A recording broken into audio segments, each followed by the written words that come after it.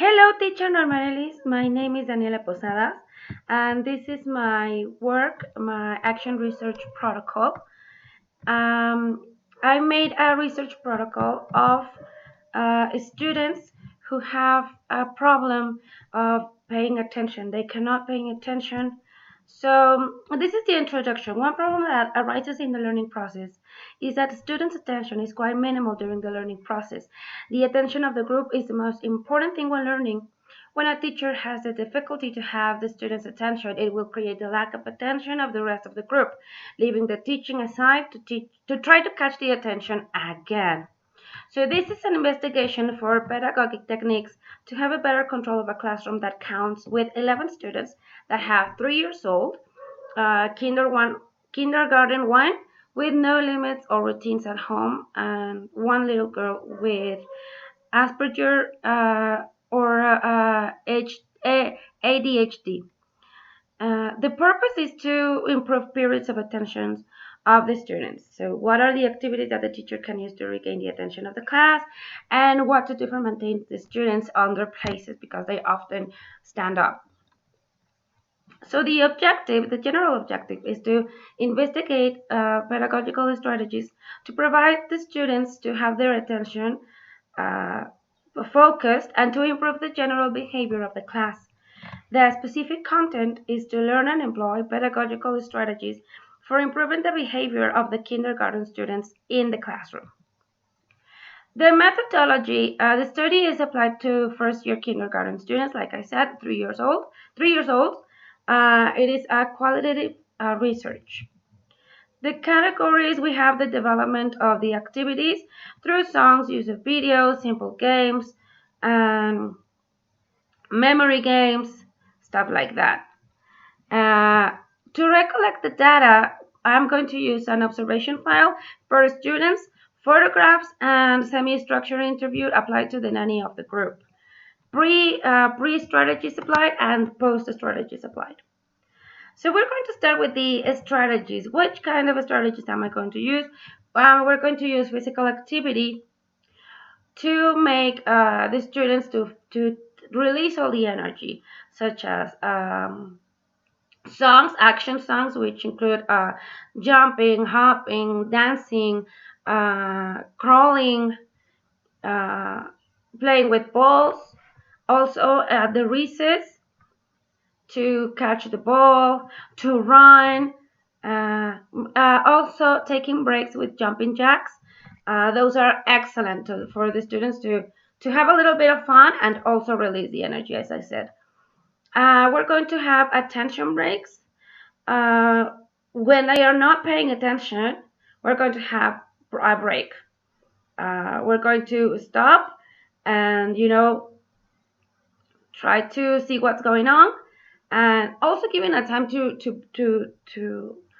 relax, then to unwind for all the working of all day.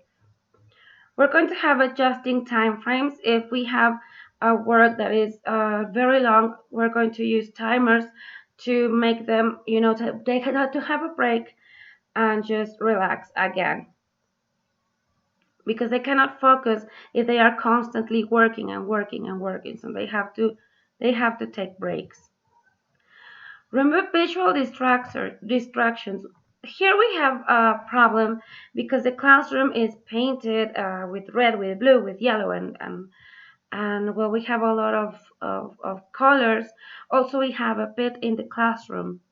So these are a lot of visual distractors, but we can also talk about the other distractions like the crayons, because when you handle them, the crayons, they start to play with them and break them and take the yeah, just break them. So those distractions, we're going to minimize them to just help them to be focused on what the teacher is saying and also the instructions. We're going to play games such as memory games, I Spy with My Little Eye, Red Light, Green Light, or Simon Says. This is what they are going to help them to maintain the concentrations on what they are doing. and help them to do that and create a habit so when they are working they can concentrate easily. Also break the tasks into pieces. Have the child focus long enough to perform part of the task, then take a break, coming back to the project to finish. Children with attention struggles may actually perform the requested task faster with this strategy than if we simply try to finish it at all, just in one sitting. That's what I said before. So now those strategies were applied during this week, from February 28th to March 4th, Monday through to Friday. So the first interview, this is pre-strategies applied to the nanny of the classroom or an auxiliary, if you have the name better like that. Her name is Teresa González Peralta. She says, I'm the nanny of the auxiliary of the group, or the auxiliary of the group. How can you describe the behavior of the students during classes? The students are very different within each other. In the classroom, you have one boy that seeks for attention in the bad way and misbehave. One boy who doesn't have limits or a routine in the house, so he also misbehaves. One newcomer in March who can't go to the bathroom and still wears diapers and doesn't speak. One newcomer in March who is going through the adaptation period and cries a lot. And one girl who has been diagnosed with ADHD. One girl who doesn't have frustration tolerance and often gets angry and walks away. And the rest of the group. So the behavior is not good. They are constantly following each other and stand up from the places, walk through the classroom. The teachers and myself need to be behind them all the time. And the accomplishments that we did with the classroom got ruined again because of the newcomers that changed the structure of the class. Do you consider that the students can improve regarding their attention to the teachers? Definitely yes, but I've been thinking that maybe it is a necessary rearrangement of the groups, because we have two groups, Kinder 1A and Kinder 1B, but it is Kinder 1B that is having these problems. Do you consider that the teachers are applying techniques or strategies to improve the behavior of the classroom? Yes, but I think maybe we can do it better and also help the newcomers to adapt to the classroom a little better. How can you help to improve the behavior and the attention of the students? My job as a nanny is to take care of the students and to help the teacher to have the students while sitting down and paying attention. I think that I can help by giving them more support and being more strict with the class rules. I'm also giving them surprises more often to make them feel happier. These surprises they are more like candies, chocolate and stuff like that. So they can, if you sit down, I'm going to give you a cookie or a candy. I'm going to give you something. Which I don't, me myself, the teacher doesn't. I don't think it's necessarily good, because they are getting used to it. So if you don't get me anything, then I'm not gonna do what you're asking me to do. So this is the interview post strategies applied. Again, the same person, the same nanny, Teresa González Peralta, which is the nanny or the auxiliary of the group. How can you describe the behavior of the students during the classes now with the strategies applied? It is getting better. The students are still going through a new adaptation process, but they seem to feel a little better. We are still working with the psychopedagogic department, some specific parents, the teachers, and myself together to achieve a better environment within the classroom. Do you consider that the students can improve regarding the attention to the teachers? Yes, but as I said, we are getting there. We still need more time to help them improve their behavior. As I said, we were working for 1 week, which is not enough time to see actual big progresses. Do you consider that the teachers are applying techniques or strategies to improve the behavior of the classroom? Yes, we've been applying the techniques that Ms. Daniela asked us to do, like break tasks into chunks of time in which we are doing different activities to calm the students down. Motricity exercises for them to improve their motricity and their concentration. The students are also moving a lot before the class starts with singing and dancing activities so the students can liberate the energy. We have been very careful with possible distractors, including the crayons, like I mentioned before.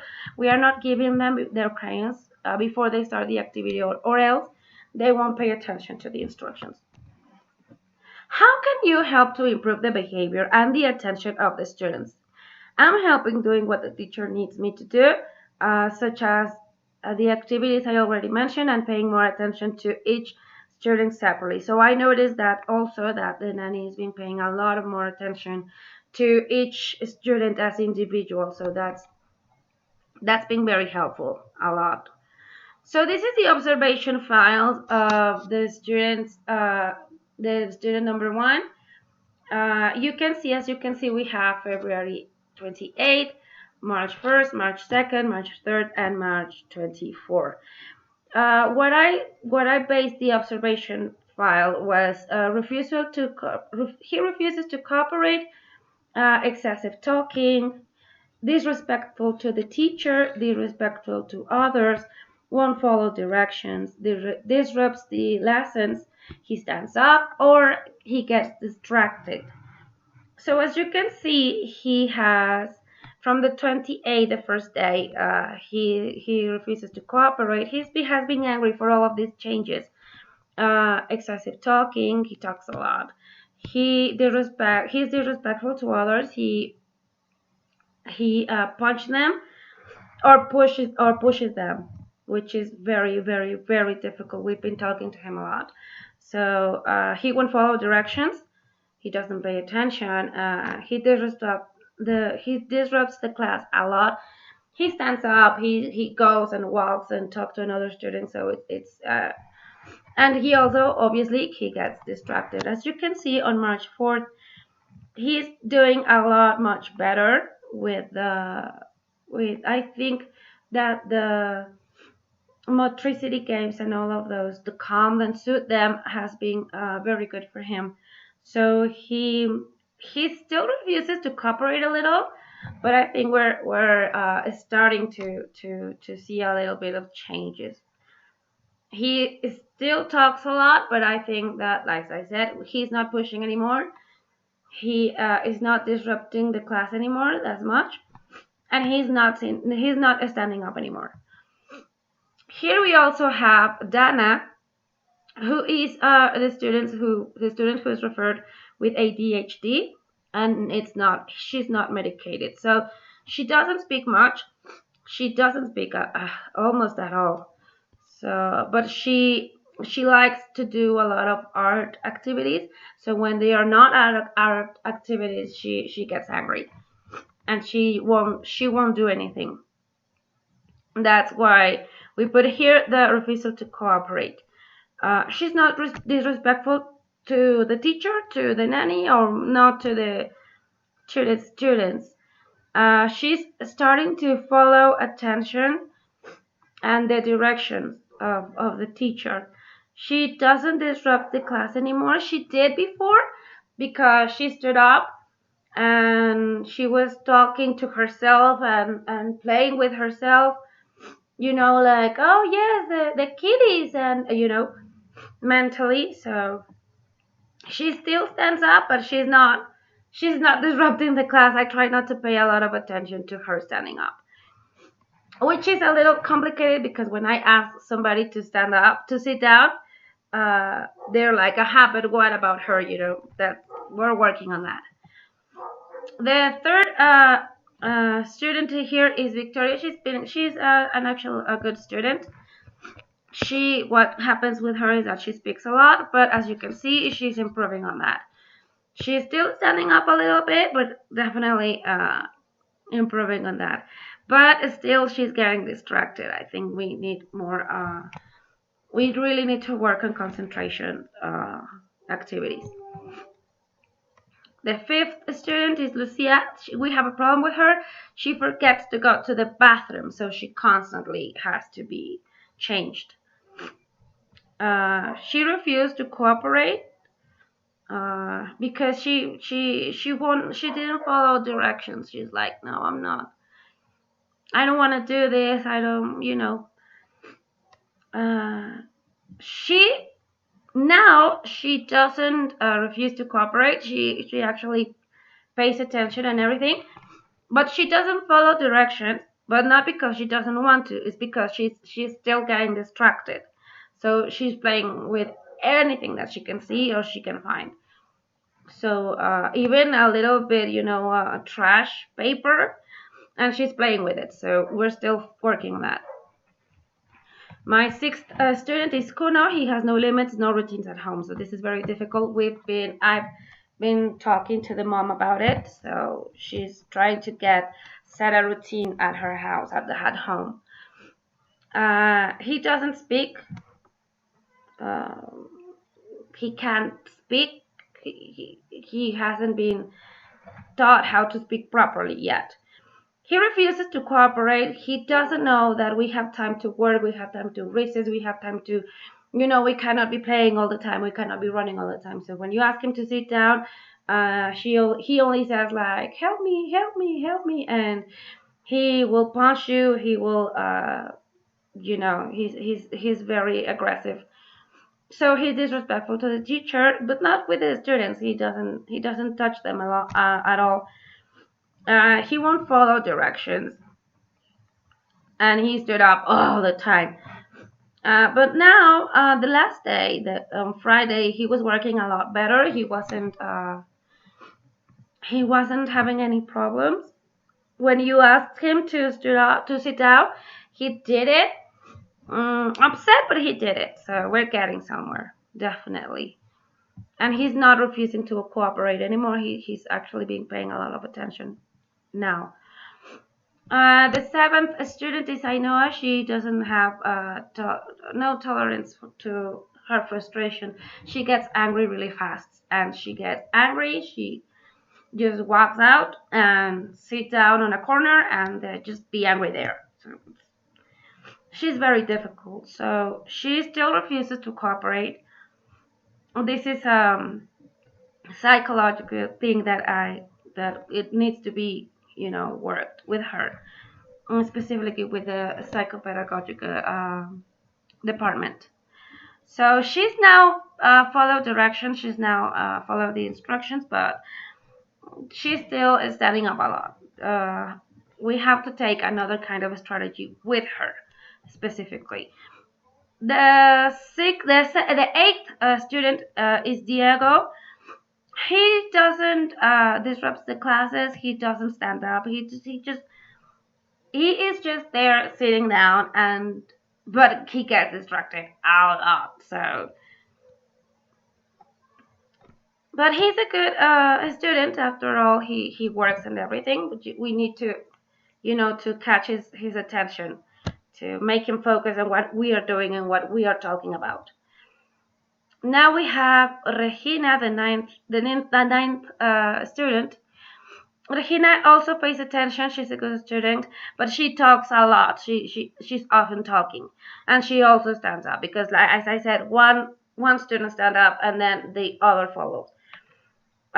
She's still standing up, but is getting a lot better. She's not getting as distracted as she was on Monday, for example. So it's going to be interesting on how are they going to continue tomorrow, Monday. Sophie, the 10th, student. She's also a good student, but she also speaks a lot.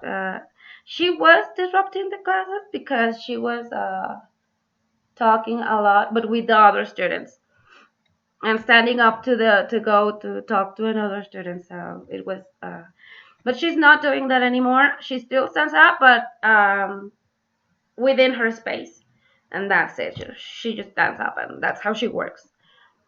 And she's not getting as distracted as she was before.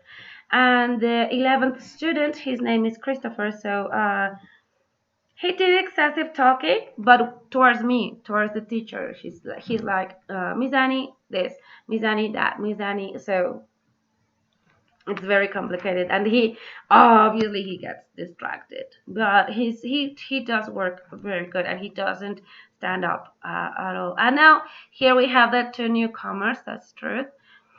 Juan Pablo, he doesn't speak at all. He manages like a baby. He still wears diapers, so he doesn't want to cooperate when we want him to go change the diaper. He doesn't like it. He doesn't pay attention. He doesn't stand up, but he often gets distracted. On Friday, we could manage to get him to the bathroom without any fight.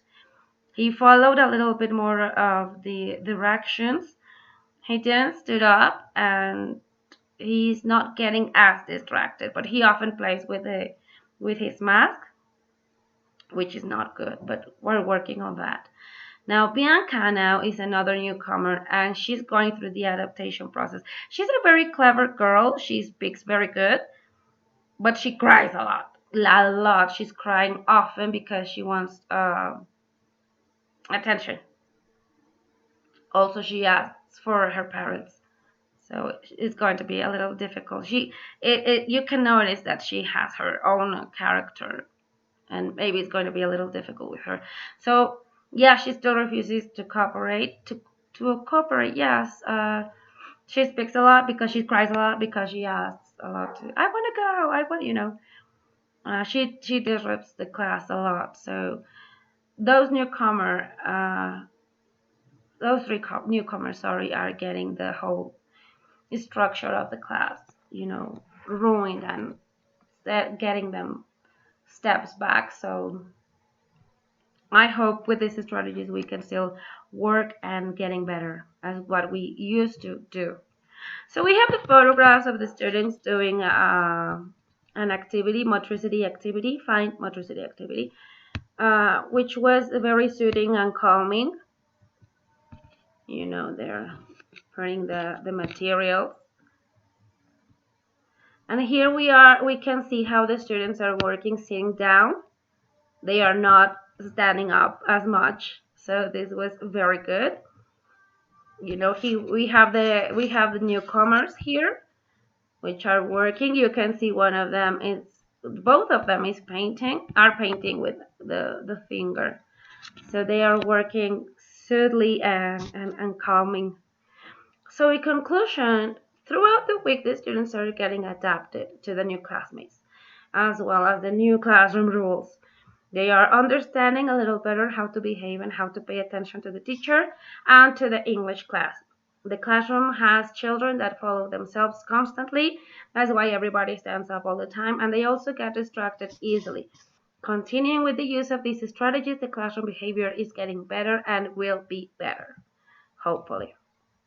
These are the references of the research that I did. So that's it. I hope you enjoyed the investigation.